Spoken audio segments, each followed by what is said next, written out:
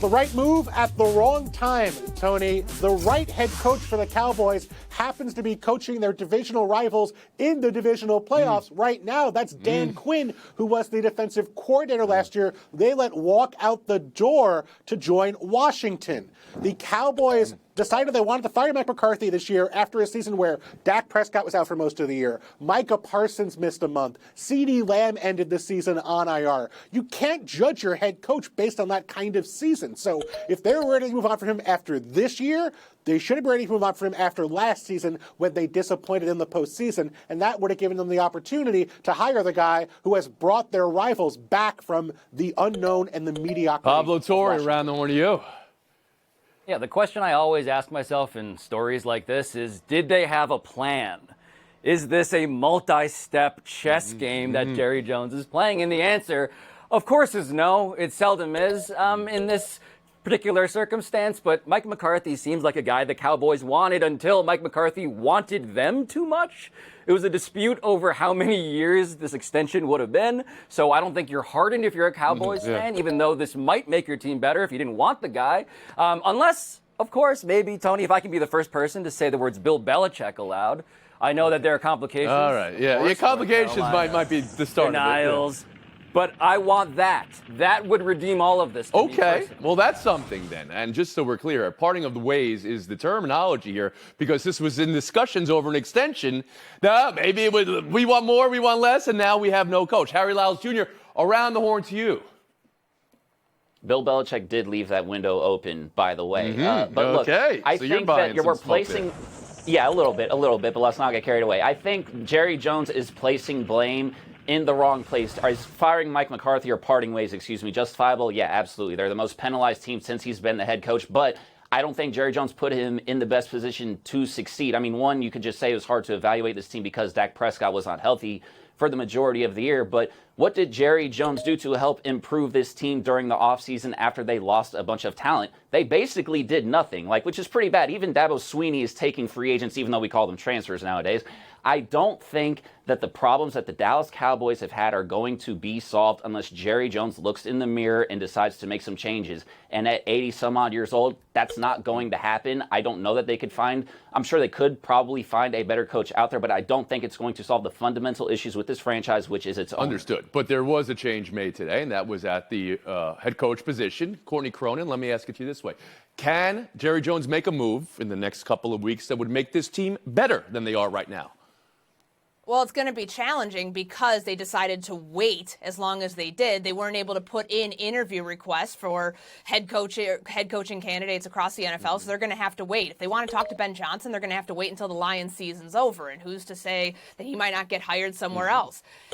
Jerry Jones makes a mess out of this. This was an incomplete grade that we had of the Cowboys in 2024 because, like my esteemed colleagues have mentioned, all of the injuries, all of the things that didn't come to fruition in a year where they fell way short of expectations. So now you have an incomplete team that doesn't have a head coach, and Jerry Jones isn't going to hire someone that's going to challenge him. He's not going to hire somebody to be the face or the voice of the franchise because that's his role. Mike McCarthy was perfect for the Dallas Cowboys because he acquiesced to Jerry Jones in that way where he never was a problem. You're not going to get somebody who wants to bring their own general manager in there, i.e. a Ben Johnson potentially, because that's Jerry's role. You're going to get, I guess, the best of the rest for any of the head coaching candidates that will end up taking interviews with the Dallas Cowboys and eventually get hired. Well, let me just connect one more dot. What does it say behind you right now, Courtney Cronin? It says Chicago. Okay, we did a story last week. Could the Bears be interested in talking to Mike McCarthy? Cowboys said no. Well, now they have no say in the matter. They can talk. Mike McCarthy to the Bears? What are you hearing? Well, Tony, they're doing their due diligence. They're they're interviewing everybody. They're going to put your request in, I heard, after the show. It's an upgrade over what they had, but are there more intriguing candidates out there? I believe that to be true. We've been horned. We'll move on. Now let's talk wild card weekend. We needed that Washington-Tampa game. Average margin was 17 points until then. NFL said don't call it super, and then they took it a little too literally. Jaden Daniels, though, rising to the moment, the excellence of execution. He is so calm. Look at this absurd close-up of him in the game. His blink rate is like 2 per minute. So calm. Contrast that with the execution we saw on the other side of the field. Tampa busted plays at the line. That was kind of the ball game, right? And Washington, the one road win of the weekend, the Texans and the Ravens and the Bills and the Eagles, all more dominating, varying degrees of cruise control in their victories. But who had the most impressive victory is the question I ask you, Harry Lyles Jr., around the horn. It's Atlanta. Tony, I'm going to go with the Buffalo Bills, and I think this is probably the outcome that most of us expected, but it's how they did it. One, it was the efficiency of Josh Allen, completing 75% of his passes, at least 10 yards or more on each of his completions. Only two other quarterbacks in NFL history, Peyton Manning and Kurt Warner, have done that twice along with Josh Allen. The other is game control. They had the ball 41 minutes and 43 seconds time of possession. That is the fifth most over the last 20 years in any playoff game. And they're just the fourth team to have 200-plus rushing yards, 200-plus passing yards, and zero turnovers in a postseason game. So, look, we all expected that outcome, but, again, it is the way in which the Bills did it, which was impressive. Courtney Cronin, who was most impressive in your eyes? How about the team that hasn't won a playoff game in 19 years? And to do it with a rookie quarterback, we know that rookie quarterbacks struggle at this stage. As the stage gets bigger, Jaden Daniels gets better. And it's so impressive to watch him now. 6 fourth-quarter comeback wins, the pair of scoring drives that he led in the fourth quarter, taking advantage of the Baker Mayfield fumble to get his team then into the end zone. And it's not normal territory for him. Usually he's used to going in 2-minute mode. He had 4:41 on that final drive to set up the game-winning field goal that doinks its way in. I like that they're not calling them the cardiac commanders anymore, but the clutch commanders. I think that is a perfect nickname for this team as it heads to the division. Bill Barnwell, most impressive in the weekend's victories. The Baltimore Ravens, the team that has the quarterback who supposedly can't play well in the postseason, playing a defense that supposedly had figured him out, supposedly for their third-time divisional rival, and they dropped 3 85-plus yard scoring drives in the first half of this game, make it end the contest before halftime. The Steelers allowed 299 rushing yards in this game. Last time that happened, the running back on the other side of the field was Orenthal James Simpson. All right. Settle down. Here we go. Okay, I see what you're doing there. 49 years since the Steelers allowed that many rushing yards in a game. Very So now impressive. that's 3 answers. Some most impressive victory. Pablo Torre, you care to throw in another team, please? It has to be. I'm going to go with Courtney, unfortunately, because I'm intellectually honest. It's the Commanders. Tony, the team whose name itself was a banned word, a team whose president, GM, head coach, owner, all of that had to change over. The team that just benefited from the rarest of things, which is now a positive doink, now seared in the memory of a fan base that has been traumatized on every possible level with a quarterback that, yes, 5 straight wins on the last play from scrimmage. All of the vibes have changed in a way that I just have not really seen before. So if you're asking me which is most impressive, it's that team. Yeah. Somehow you didn't even mention Jaden Daniels' name. That's the reason why, right? One player can change things. I was watching him last night, and I don't like cross-sports comparisons either. But Kawhi Leonard came to mind. In just that, I could feel his pulse going bump, bump. Oh, he's a Terminator. Yeah. Bump, bump. You know, I mean, it's just like, even keeled isn't the word. Keels are even like, that's odd, man. That's just too odd. He's too calm. Any playoff loss can make you rethink the future, but we had some no-shows yesterday I want to talk about in our third headline. Pittsburgh, Green Bay, and Los Angeles. No-shows all weekend. These losses have led to hot take headlines. Justin Herbert, 4 INTs, another playoff nightmare. Is he who he thought he was, or he who you thought he was? Jordan Love, 3 INTs. His whole year was up and down after signing the big extension. Mike Tomlin, there was already a spotlight on Pittsburgh's playoff losing streak, and some asking a question about what he's doing there in his elongated stay but early dismissal from the playoffs. Courtney, what performance jumped out as most disappointing to you? Yeah, the Steelers ending the season on a 5-game losing streak and kind of stuck in this perpetual be above 500 in the regular season, bow out in the wild card round. It's just disappointing, and I understand where Steelers fans are coming from. Those who are requesting that maybe a change of scenery might be good for both the Steelers and for Mike Tomlin. And I know that it's not an apples to oranges comparison here between Andy Reid leaving the Philadelphia Eagles, going to Kansas City. But for Mike Tomlin, who just got a contract extension last year, he has the no trade clause in his contract. He controls a lot of this. Why not go somewhere else and start a dynasty? Because it just feels like the message is not hitting the same that it used to for a team that did not have a succession plan, or at least a proper one, for Ben Roethlisberger, and trying to figure out the quarterback thing. I don't think it's going to get any better in the short term or in the next couple years for the Pittsburgh Steelers, because they will never be bad enough to go get one of the top quarterbacks in the draft and free agency. Bo Barnwell, around the horn to you.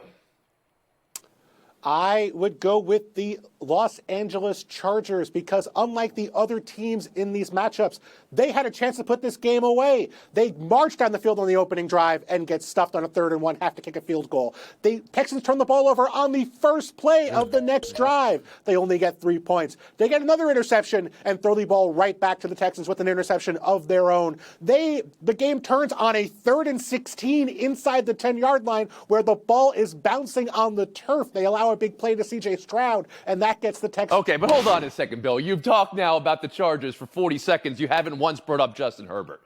I mean, there is a feeling here that all the parts of Herbert should add up to a guy who can win you this game in the playoffs, and it didn't happen this week. He wasn't good. I mean, what do you want me to say? He threw 4 interceptions. You don't need me to say he's bad by throwing 4 interceptions, but there's more things to focus on than strictly Justin Herbert in this game. Pablo Torre, around the horn to you. Well, look, Justin Herbert threw 3 picks all year, throws 4 in a single game. That's bad. I submit to you that Jordan Love and the Packers, however, even more embarrassing in their own special way. Jordan Love hadn't thrown a pick since before Thanksgiving. He throws 3 against the Eagles. The Packers all season, Tony, their problem has been they struggle against the teams that are actually good in the NFC. And so the reason why this is so disappointing is because that is exactly what happens against the Eagles and a defense that is, yes, very good, but to lose it in that way, it's just like having a pillow. Maybe, but that team had injuries on top of injuries. They weren't expected to win that game. Nobody was expecting the Steelers to beat the Ravens really the way they've looked in this game. The Chargers were expected to beat the Texans. Around the horn to Harry Lyles Jr. on your thoughts on this. Yeah, not only were the Chargers, I think, 2.5-point favorites, they lose that game by 20. The 4 interceptions that Justin Herbert threw were a career high. His 28.9 QBR was the second lowest. Only Andy Dalton did worse since 2006. It was absolutely the Chargers. Look, nobody thought that they were going to make this deep postseason run. We also think they're a year or two away before Jim Harbaugh can really put his stamp on that football team. But Justin Herbert is that cornerstone piece that makes you think, okay, though we can compete in a game against a Texans team, that has not looked like themselves all season and has lived under their expectations that we had from them coming from 2023. So to me, it's absolutely the Chargers. Taking a break right here. We're way past the horn. Need time for buy or sell people. Look into that inner excellence you all have.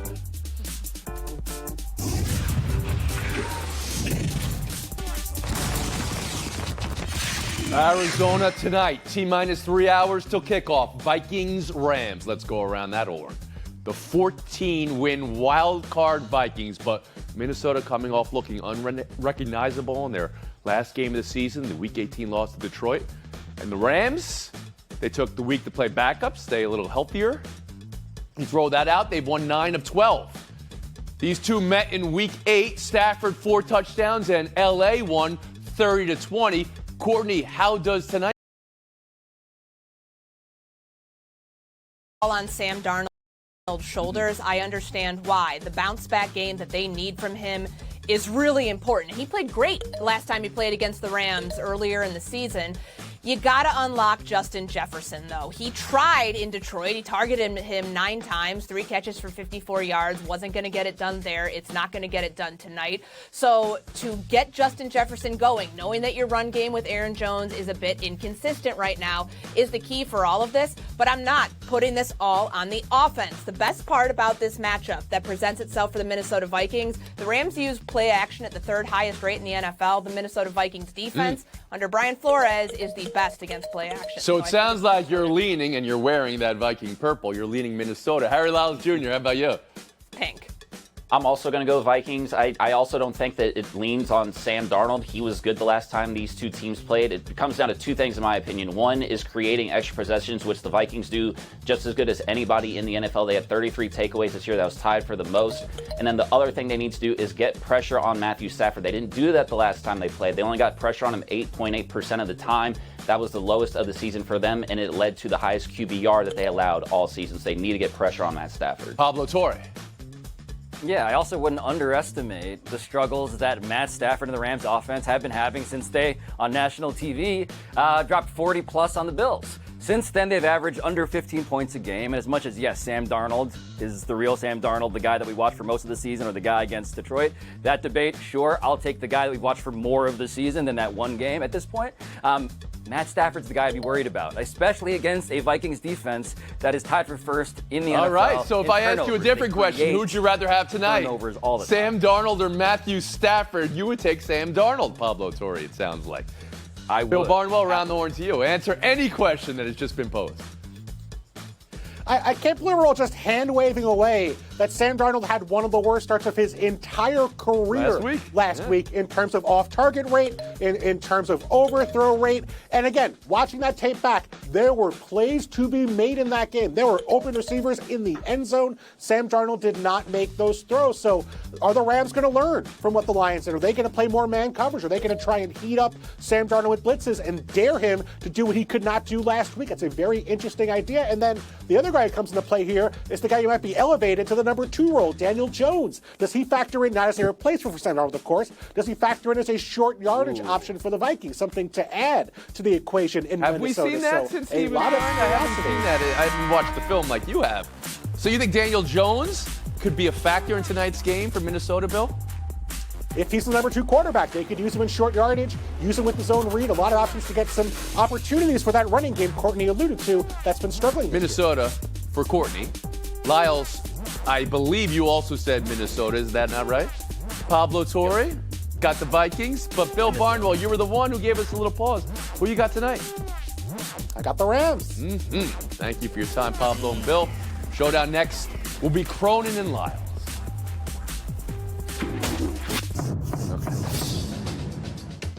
Patriots introducing Mike Vrabel this afternoon as their next head coach. You could see it coming, but is it the right call over any of the hot coordinators or an offensive mastermind or a break from their past? Note the Crafts go with another of their own in Mike Vrabel. You like the hire, Courtney? I do, because he was the top head coach candidate this cycle. It's the safe hire, which turns out for the Patriots to be the right hire given all that he inherits and all that he'll have to work with in his first year with the Patriots. Harry Lyles Jr.?